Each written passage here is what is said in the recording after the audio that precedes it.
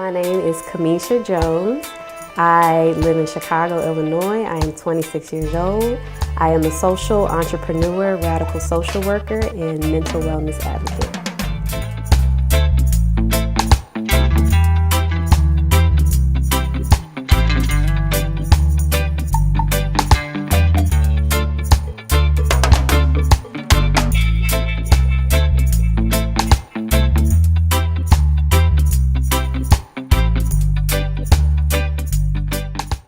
I got to where I am today from using my story as a way to ignite change.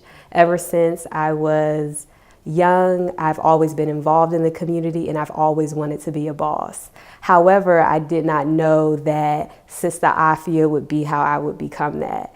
It wasn't until I was diagnosed with a mental health condition and I was entering my first year in graduate school to be a social worker that I really began to understand the struggles of Black women living with mental health conditions, and also the lack of resources, community, and access that prevents people from getting the care that they need. So from my personal experience of actually struggling and to navigate these different systems, and then also combining my great social work expertise and experience, I decided to take action and create a social enterprise that focuses on Black women's mental wellness. And Sista Afya does that through mental wellness education, resource connection, community support, and merchandise that is simple, accessible, and centers the experiences of Black women. A lot of people ask, why Black women? And I always say, why not? There's a lot of opportunity for people who are not Black to get access to mental health care. But there is a lack of access and a lack of focus on Black women. We're often the bottom of the barrel is how we're treated, even though I feel great as a Black woman. But we're often the last thought of, but we're also ones doing a lot of labor. And with that, I wanted to have an intentional focus for Black women that centers around their experiences, but also focuses on community and bringing together resources, education, and also merchandise that can help someone to take charge of their mental well-being and empower them throughout life. As a Black woman entrepreneurship, my experience has been great thus far. As I said before, I grew up, I always wanted to be a boss. I just didn't know it was going to be in this way. So it's actually ignited a lot of personal development for me, because when you're running your own business, you have no choice but to look in the mirror and see, like, what can I do well? And it's also helped me to take risks. I've never taken this much risk in my life. And it wasn't until I had to take, thousands of dollars to invest in my own business that I had to get additional business training, and then also to take a vision or an idea that I had and bring it into fruition, that I was like, wow, I've never stepped out this much. And in addition to that, my personal story and my personal narrative is for the world to see, even though it's not about me, it's very much like I'm propelling this forward. So I would say altogether, being a Black woman entrepreneurship is great. The independence, but also the ability to develop personally and take risks, not just for yourself, but for your community to thrive. Black History Month is my favorite month of the year. Black History Month is a celebration to me, a celebration of those who came before us, a celebration of where we're at now, and then a celebration of where we can go in the future. Growing up, I always experienced a lot of education and teaching about history in my family. I am also one of the youngest people in my family who's learned a lot of my family history dating back to 1830, actually in Illinois. So having to actually think about my ancestors, learning about their stories, in addition to all of the wonderful people who've come before me. Some of my favorite social workers is Winnie Mandela. A lot of people don't know that she's a great social worker, and she made Something Out of Nothing in South Africa, and also Dorothy Heights. So I think about people like that who were doing some of the things that I'm doing now, but in a different way. And those things empower me to continue to do the work that I'm doing. In addition to that, just thinking about how bright our future is. I think when we look at the country right now, a lot of people are worried about the future. But one thing I can say about Black people is that we never knew what our circumstances were going to be, but we made something out of nothing. And I think that is something that's really powerful for the next generation and for my generation, is to think about, wow, like think about 200 years ago when somebody was on a plantation, but they still said they wanted to be free, or that they had a vision that their children or their grandchildren would have a better life. And there's just so many instances of us being under conditions that aren't necessarily favorable, but us still pressing forward. And the other thing that I think is a great celebration of Black history is the National Museum of African American History and Culture. I've had the privilege of visiting there twice, and it's my favorite museum of the whole year. I mean, in the whole world. My favorite museum in the whole world, because it just celebrates and shows how much Black people have not just contributed to our own culture, but contributed to culture around the world. And I think that's something that we should be very proud of. What makes me a Black woman of excellence is perseverance and also servant leadership.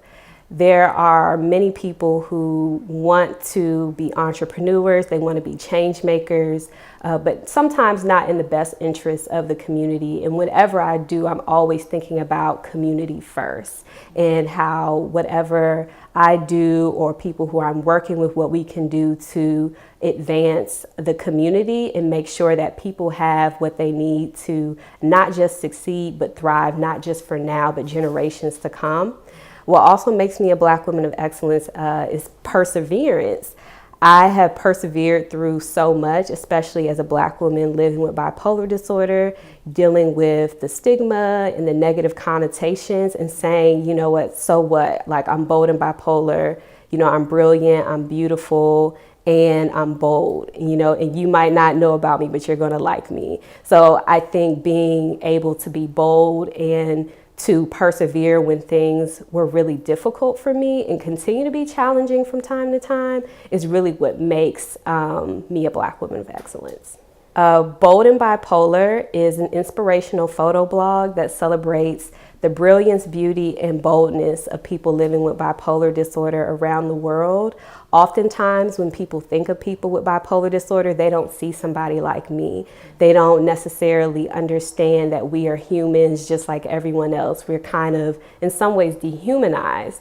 So what Bold and Bipolar does is it shows people who we are. It shows people, the amazing people around the world who are living with bipolar disorder, and what they continue to contribute throughout their daily lives, but also the amazing things that they're doing to change the world. One of my favorite people that I featured was Iris Patterson. She actually has a hair care line, natural hair care line called Iris Botanicals, and she suffered with bipolar depression, and she is somebody who's one of the top Black women entrepreneurs in Chicago. I also think about Laura Templeton. She's in Canada, and she created a suicide prevention app. And there are a lot of people who are suffering with suicide, and she's had challenges with self-harm, bipolar disorder, and she used her own experience to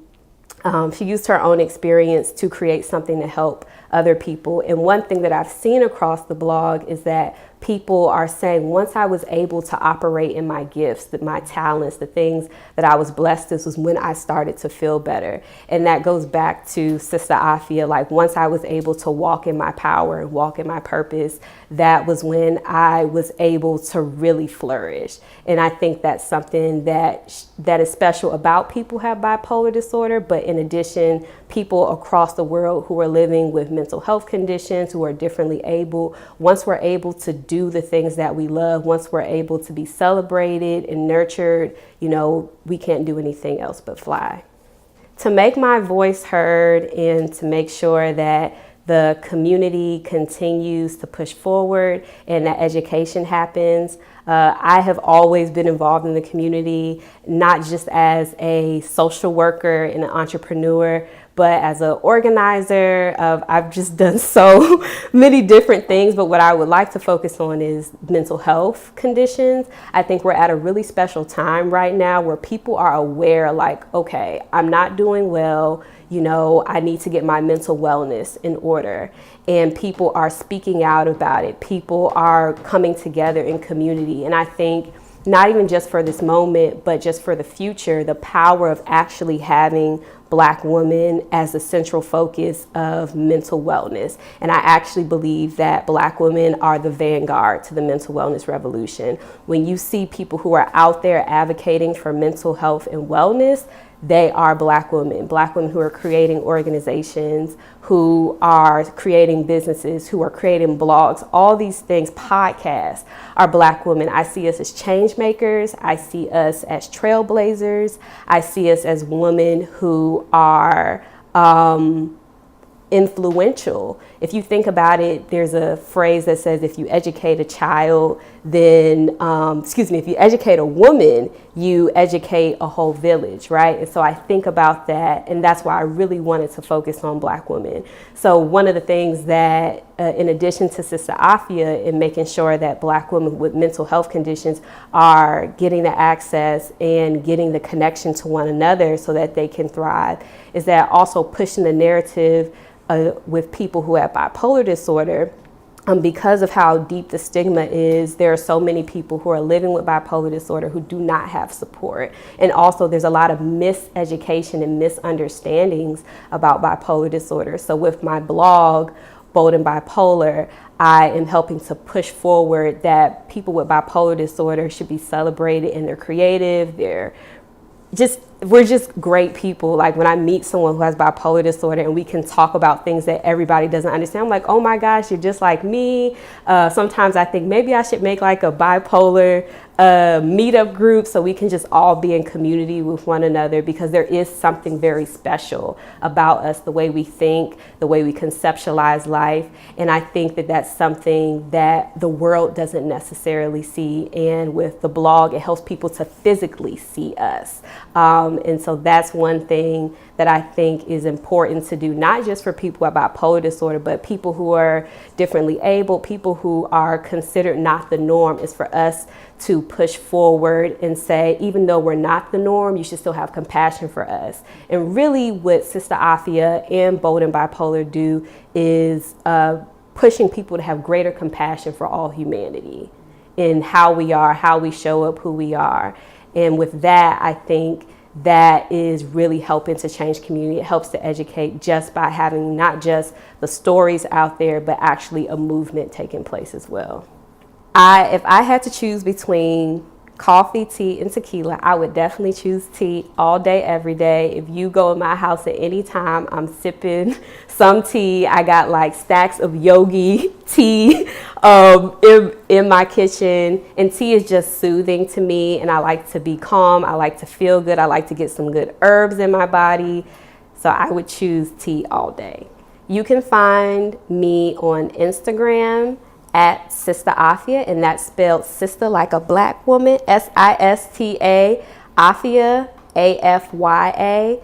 And you can also find me on Instagram at Bold and Bipolar, which is BOLD, and Bipolar, BIPOLAR. You can also visit both of the websites, Sista Afya, which is www.sistaafya.com, and www.boldandbipolar.com. And I hope you enjoyed my interview. I don't know if I can say that.